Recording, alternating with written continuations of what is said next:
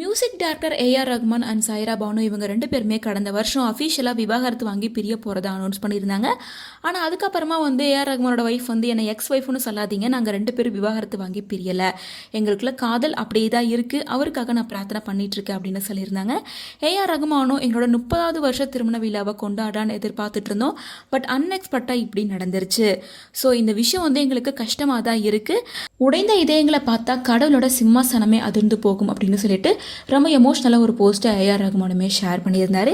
இந்த நாளில் ரீசெண்டாக கொடுத்துருக்க இன்டர்வியூவில் என்னோட விவாகரத்து எளிதாக எடுக்கப்பட்ட முடிவு கிடையாது, என் வாழ்க்கையில் நீண்ட நாட்களாக படிஞ்சு வந்த அழுத்தங்களோட விளைவால் எடுக்கப்பட்ட முடிவு. புகழ் அப்படிங்கிறது ஒரு வகையில் இருண்ட பக்கத்தை கொண்டதாகவே இருக்குது.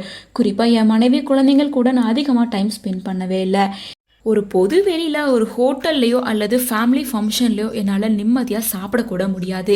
யாராவது செல்ஃபி எடுக்கிறதுக்கு வந்துட்டே இருப்பாங்க.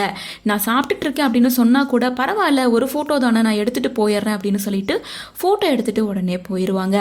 நான் சாப்பிட்ற வரைக்கும் கூட இங்கே யாருனாலையும் பொறுமையாக இருக்க முடியல. இதனால் எங்கேயும் எனக்கு வெளியே போகிறதுக்கு கம்ஃபர்டபுளாகவே இல்லை. என் குழந்தைங்க கூடயும் டைம் ஸ்பெண்ட் பண்ண முடியாமல் போயிடுச்சு, என் ஒய்ஃப் கூடயும் டைம் ஸ்பெண்ட் பண்ண முடியாமல் போயிடுச்சு. இப்படி நிறைய காரணங்கள் என் வாழ்க்கையில் நடந்த விஷயத்துக்கு காரணமாக இருக்குது. எனக்கு கிடைச்ச இந்த அனுபவத்தின் மூலமாக குடும்பம் மற்றும் தனிப்பட்ட வாழ்க்கையோட முக்கியத்துவத்தை நான் உணர்ந்திருக்கேன். ரீசெண்ட் டேஸாக கத்தீஜா, ரஹிமா, அமீன் அப்படின்னு சொல்லி என்னோட 3 குழந்தைங்க கிட்ட தான் டைம் ஸ்பெண்ட் பண்ண ஆரம்பிச்சிருக்கேன். என் 3 குழந்தைங்களும் என் ஒய்ஃப் சாய்ரா பானு கூட தான் ஒன்றா சந்தோஷமாக இருக்காங்க. ஸோ இப்போ என் ஃபேமிலி கூட அதிகமாக டைம் ஸ்பெண்ட் பண்ண ஆரம்பிச்சிட்டேன் அப்படின்ற மாதிரி ஏஆர் ரஹ்மான் சொல்லியிருக்காரு. ஸோ ஏஆர் ரஹ்மான் சொல்லியிருக்க இந்த விஷயங்கள் எல்லாமே வச்சு பார்க்கும்போது இவருக்கு கிடைச்ச பேர், புகழ் எல்லாமே மனரீதியான ஒரு தாக்கத்தை கொடுத்துருக்கு. ஸோ குடும்பத்தோட டைம் ஸ்பெண்ட் பண்ண முடியாமல் போயிருக்கு.